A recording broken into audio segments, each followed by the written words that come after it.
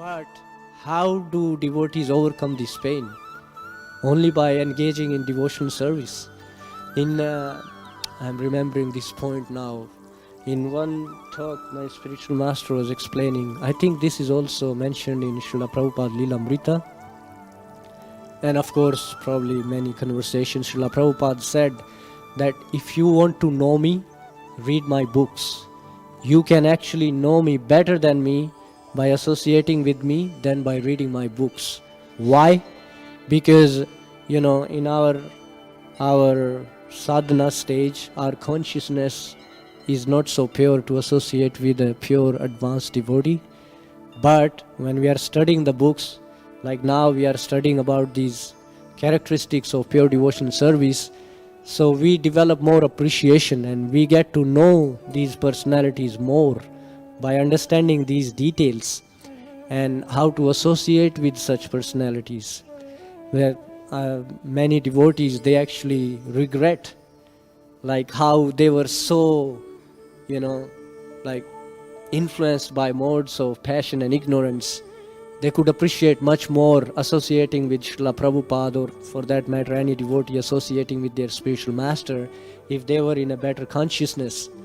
Because many times there are new devotees, they get opportunities to serve the gurus, but they may not necessarily be in a transcendental state of mind to be doing those services. Many times we make mistakes, and that upsets the spiritual master.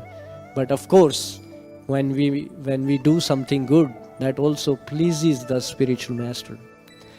There is one picture of Srila Prabhupada. He has his hand on his head, and he's expressing to these devotees, I have a headache.